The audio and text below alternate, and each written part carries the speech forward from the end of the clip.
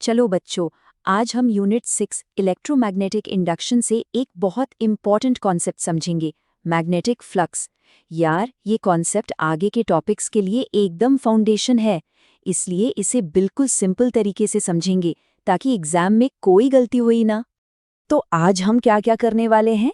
सबसे पहले फ्लक्स का बेसिक आइडिया समझेंगे, फिर एक बहुत ही आसान बारिश और खिड़की वाली एनालॉजी से इसे दिमाग में बिठाएंगे। उसके बाद हम ऑफिशियल फिजिक्स फॉर्मूला देखेंगे जो एनसीईआरटी में दिया है और समझेंगे कि ये काम कैसे करता है। फिर एक कॉमन सी गलती जो सब करते हैं उसे क्लियर करेंगे और आखिर में जानेंगे कि मैग्नेटिक फ्लक्स इतना ज़रूरी क्यों है। ठीक है, तो शुरू करते हैं हमारे पहले सेक्शन के साथ। फ्लक्स का एकदम बेसिक मतलब क्या है? कभी सोचा है कि ये जो बड़े बड़े पावर स्टेशंस होते हैं या घर के जनरेटर्स, उनमें बिना किसी बैटरी के बिजली बनती कैसे हैं? इसका जवाब एक बहुत ही फंडामेंटल कॉन्सेप्ट में छिपा है जिसे कहते हैं मैग्नेटिक फ्लक्स।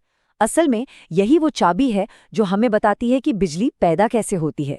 कोई भी फॉर्मूला देखने से पहले चलो इस आइडिया का एक फील लेते हैं, एक बहुत ही सिंपल एनालॉजी से। चलो इसको ऐसे इमेजिन करते हैं। सोचो कि मैग्नेटिक फील्ड जो है वो आसमान से गिरती हुई बारिश है और कोई भी वायर का लूप एक खिड़की है। तो मैग्नेटिक फ्लक्स क्या हुआ? अरे ये तो बस ये गिनना है कि उस खिड़की से कितनी बारिश अंदर आ रही है। सिंपल। और ये तो बिल्कुल कॉमन सेंस वाली बात है ना? अगर बारिश तेज हो मतलब स्ट्रॉन्ग मैग्नेटिक फील्ड हो, या खिड़की बड़ी हो मतलब एरिया ज़्यादा हो तो ज़्यादा पानी अंदर आएगा। और सबसे इम्पॉर्टेंट बात, अगर खिड़की एकदम सीधे बारिश की तरफ हो तो सबसे ज़्यादा पानी अंदर आएगा, और अगर खिड़की को तिरछा कर दें तो कम पानी अंदर आएगा। बस यही मैग्नेटिक फ्लक्स का कोर आइडिया है। चलो अब इस एनालॉजी को ऑफिशियल फिजिक्स डेफिनेशन से जोड़ते हैं। ये एनसीईआरटी की परिभाषा है और एग्जाम में मार्क्स इसी के मिलेंगे, तो इसे ध्यान से देखना। तो फॉर्मल डेफिनेशन ये कहती है, किसी यूनिफॉर्म मैग्नेटिक फील्ड बी में रखे हुए एरिया ए के प्लेन से गुजरने वाला मैग्नेटिक फ्लक्स, जिसे हम फाई बी से दिखाते हैं, वो होता है phi B equals B dot A. ये एक डॉट प्रोडक्ट है, इसीलिए हम इसे खोलकर बी ए कॉस थीटा लिखते हैं। यहाँ पे थीटा जो है वो मैग्नेटिक फील्ड बी और एरिया के नॉर्मल के बीच का एंगल है। और हाँ, इसकी ऐसा यूनिट होती है वेबर, जिसे हम WB से लिखते हैं। तो ये formula phi B is equal to B A cos theta आखिर काम कैसे करता है? चलो इसको टुकड़ों में तोड़कर समझते हैं ताकि ये हमेशा के लिए याद हो जाए। पहला हिस्सा है बी, मतलब मैग्नेटिक फील्ड की स्ट्रेंथ। हमारी एनालॉजी में ये था कि बारिश कितनी तेज है। दूसरा है ए, मतलब सरफेस का एरिया। ये थी हमारी खिड़की का साइज। और तीसरा और सबसे इंपॉर्टेंट है कॉस थीटा। ये बताता है कि लूप उस फील्ड में किस एंगल पर रखा है, मतलब हमारी खिड़की कितनी तिरछी है। अब देखो एंगल का कमाल। जब लूप का प्लेन फील्ड के परपेंडिकुलर होता है तो एरिया वेक्टर और फील्ड पैरेलल हो जाते हैं, मतलब theta is equal to 0 degree.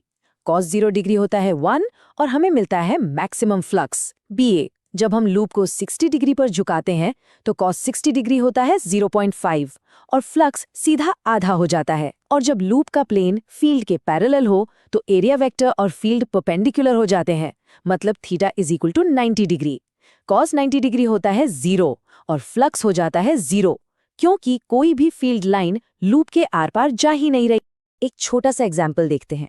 मान लो B है 0.2 टेस्ला, A है 0.1 मीटर स्क्वायर और एंगल थीटा है 60 डिग्रीज।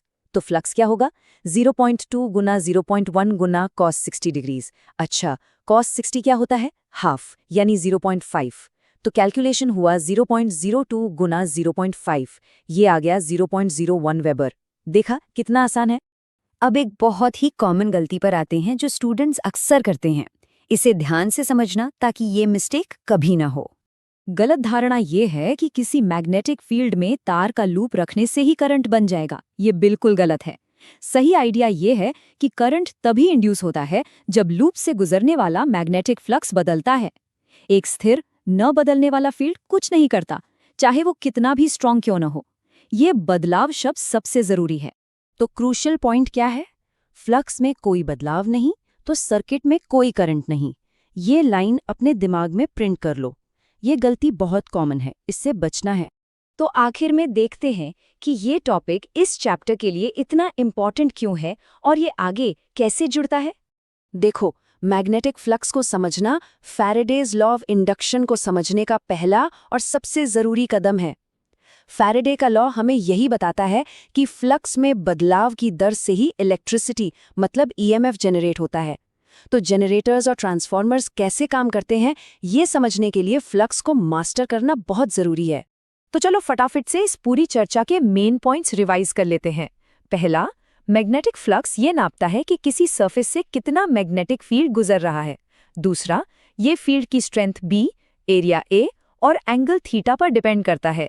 तीसरा, इसका फॉर्मूला है phi B = BA cos theta.